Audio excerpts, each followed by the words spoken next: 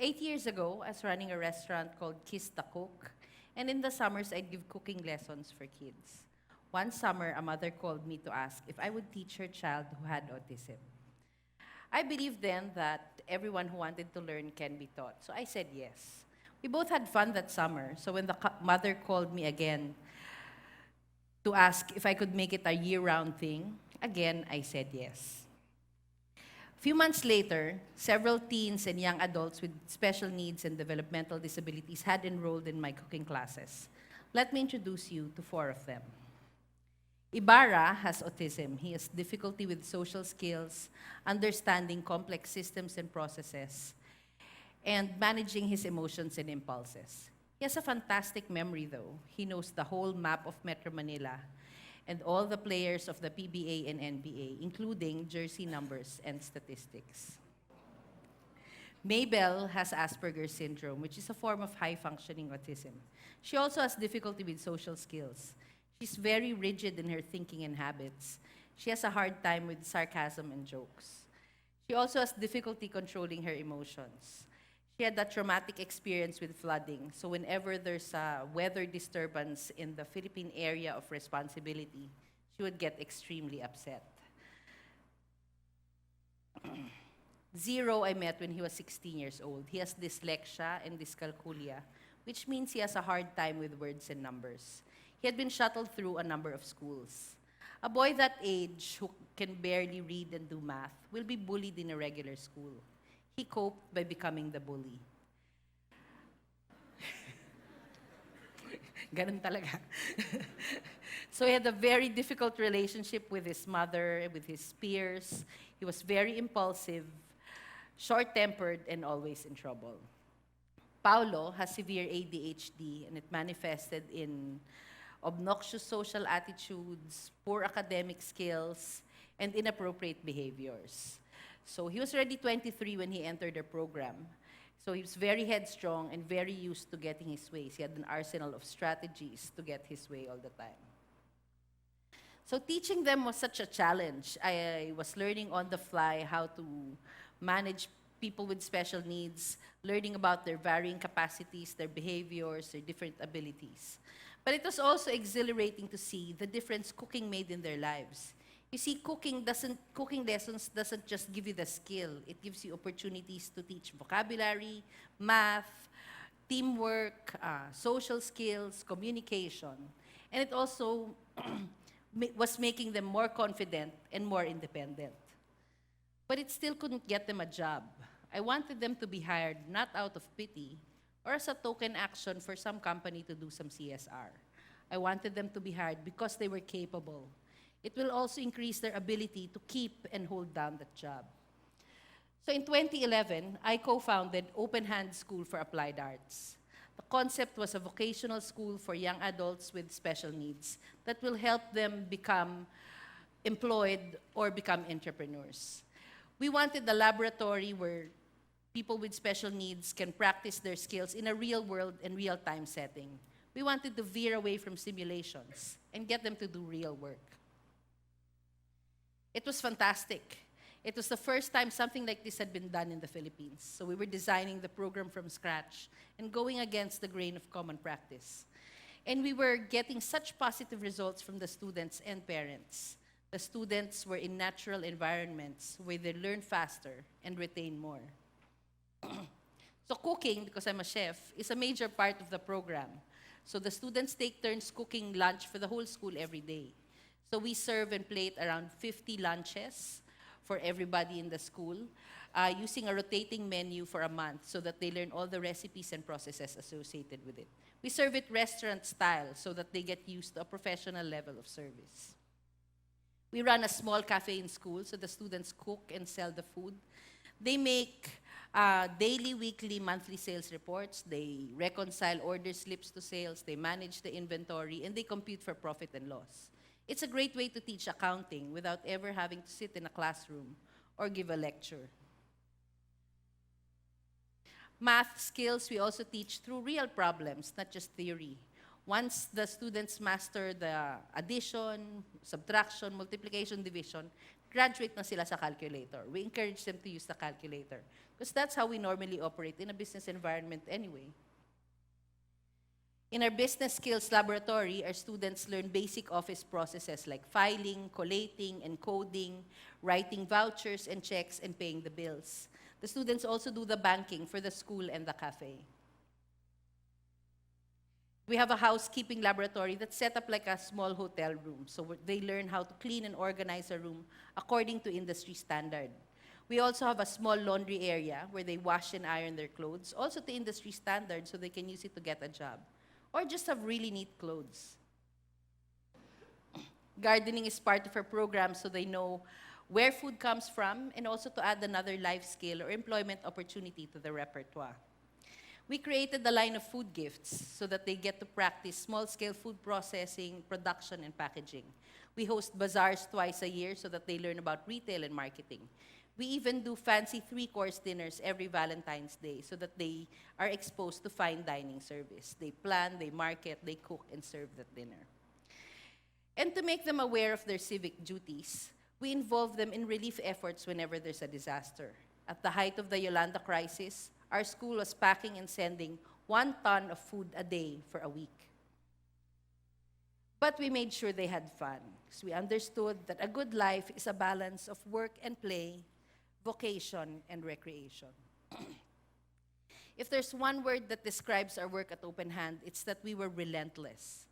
We were unafraid. We didn't stop at nothing. If something didn't work, we tried new strategies until it did. I was very experienced coming into this, and I didn't realize that this was going to be a very expensive program to run.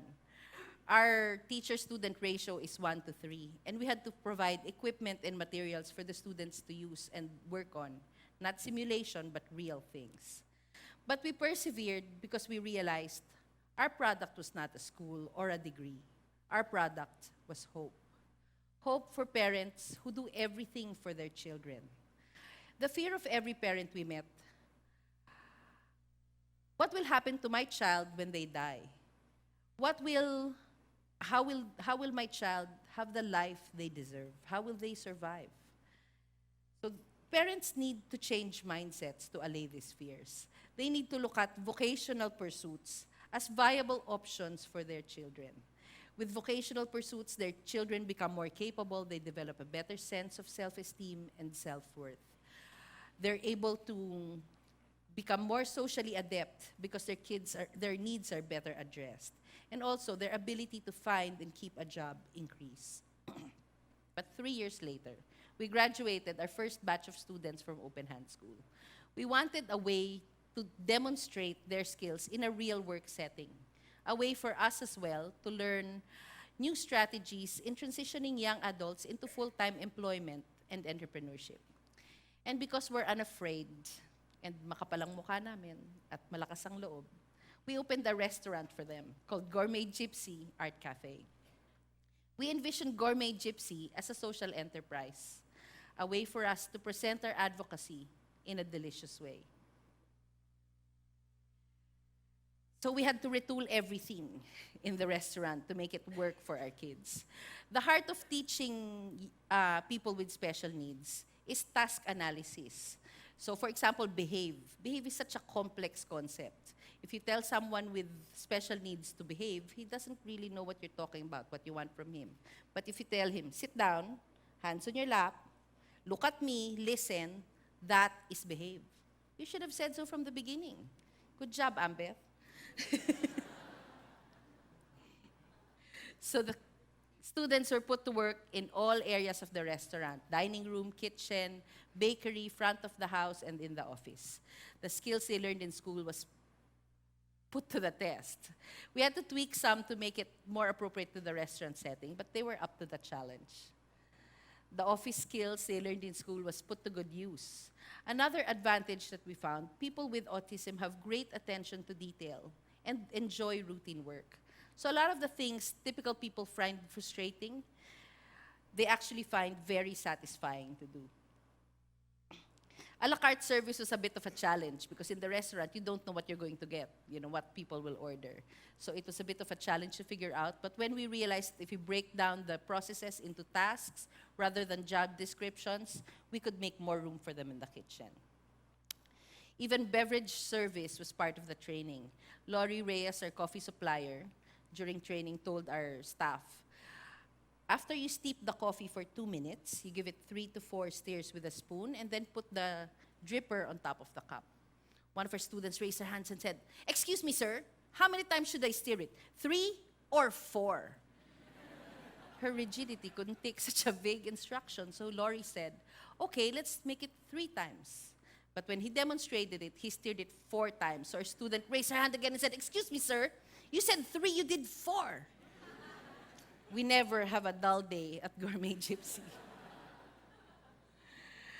A surprise benefit, we found ourselves in a kinder workplace. It never feels dog-eat-dog at Gourmet Gypsy. There's no competition, only support. We didn't really tell our customers that some of our staff had special needs. We wanted people to come to Gourmet Gypsy because the food is excellent and the service is very good. We didn't want a pity party. We wanted a celebration of capability. So when our customers notice, we tell them about our advocacy so that they can empathize and that they understand. When our customers don't notice, we celebrate. The dream really is for this to be mainstream. Everywhere we go, there should be people with special needs working all around us that we hardly notice. And this is Ibarra now. He's our prep cook. He's in charge of mise en place for a la carte service and for production of batch cook recipes. He's starting to fire and plate for service. Early this year, he did a cooking demonstration at the Madrid Fusion, Manila, to great acclaim. The kitchen staff enjoy working with him because he keeps them updated on basketball statistics and loves to sing Eraserhead songs while working. Mabel is our admin assistant. She goes to the bank every day to make deposits and update her accounts. They love her there. She says good morning to everyone, brings her transactions to the teller, and then gets the newspaper to check on the weather. She's no longer too afraid when there's a storm. We made her water the plants at the restaurant, so when it rains, she thinks she's getting a free pass. Zero is our barista and server. So he prepares the coffee, juices, and desserts. He also prepares and plates the desserts. He's into working out and basketball, and he plays with the restaurant staff on his days off.